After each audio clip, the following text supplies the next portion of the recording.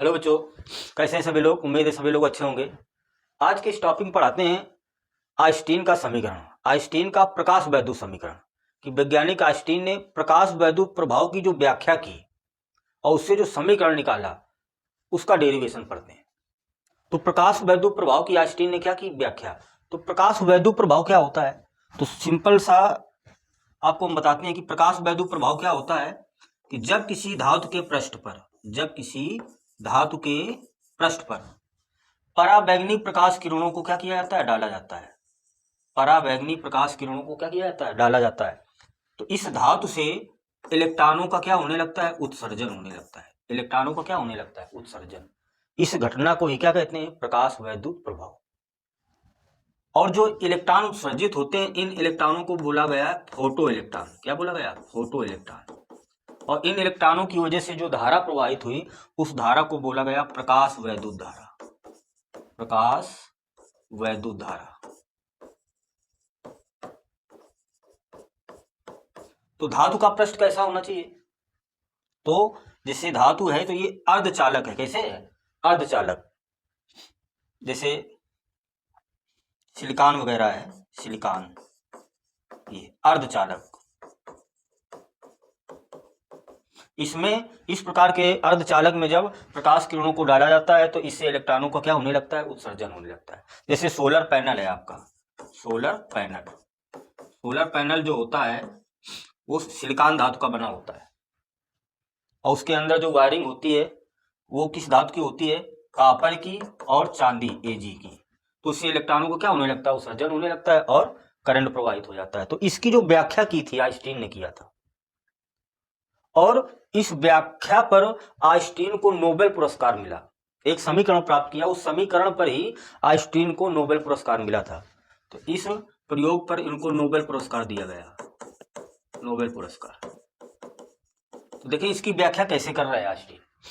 तो देखो, आइंस्टीन ने प्रकाश वैद्युत प्रभाव की व्याख्या प्लांक के क्वांटम सिद्धांत के अनुसार की। किसके अनुसार की, प्लांक के क्वांटम सिद्धांत के अनुसार की। सबसे पहला क्वेश्चन क्या है कि आइंस्टीन ने प्रकाश वैद्युत प्रभाव की व्याख्या किस नियम के आधार पर की, किस सिद्धांत के आधार पर की, तो प्लांक के क्वांटम सिद्धांत के अनुसार की। और प्लांक का क्वांटम सिद्धांत क्या है कि इस सिद्धांत के अनुसार प्रकाश जो होता है ऊर्जा के छोटे छोटे बंडलों या पैकेटों के रूप में आगे बढ़ता है, जिसे हम फोटान कहते हैं। क्या कहते हैं, फोटान। और इस फोटान की ऊर्जा होती है E = h न्यू, जहां h आपका क्या है, प्लांक नीतांक है, प्लांक नीतांक। और न्यू क्या है, आवृत्ति है। तो वैज्ञानिक आइंस्टीन ने प्रकाश वैद्युत प्रभाव की व्याख्या प्लांक के क्वांटम सिद्धांत के अनुसार की। इनके अनुसार प्रकाश जो है ऊर्जा के छोटे छोटे बंडलों या पैकेटों के रूप में आगे बढ़ता है, जिसे हम क्या कहते हैं, फोटान कहते हैं। और इस फोटान की टोटल ऊर्जा कितनी होती है, E = h न्यू।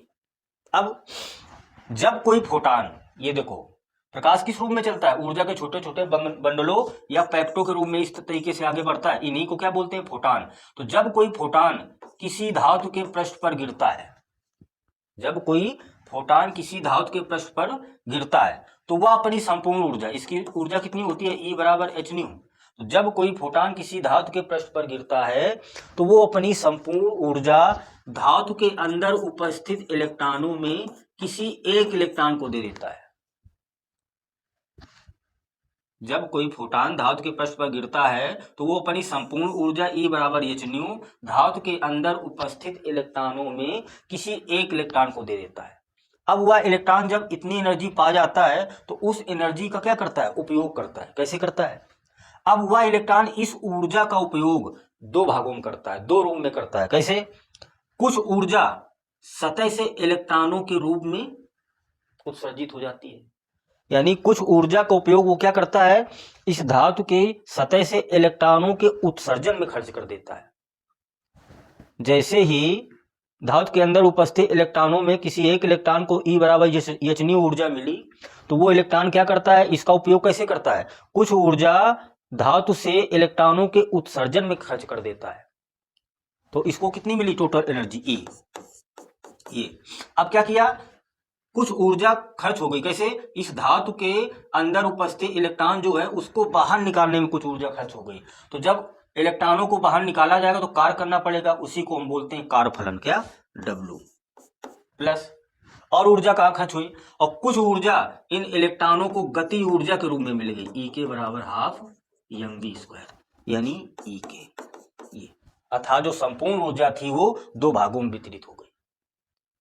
तो E बराबर फार्मूला क्या होता है, h न्यू, W बराबर कार्य फलन क्या होता है, h न्यू नॉट, ये देहली आवृत्ति है, और E के गति ऊर्जा होता है तो हाफ mv², अधिकतम गति ऊर्जा तो मैक्सिमम लगा देंगे।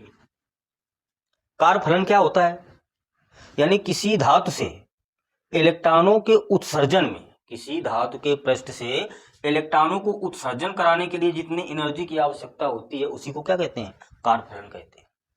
इसको इधर ले आते हैं तो h nu minus h nu naught आ जाएगा बराबर half mv², maximum. h common ले लेंगे तो न्यू माइनस न्यू नॉट बराबर 1/2 mv² मैक्सिमम। ये है आइंस्टीन का प्रकाश वैद्युत समीकरण। न्यू क्या है, आवृत्ति है, न्यू क्या है, आवृत्ति है। न्यू नॉट क्या है, देहली आवृत्ति, देहली आवृत्ति।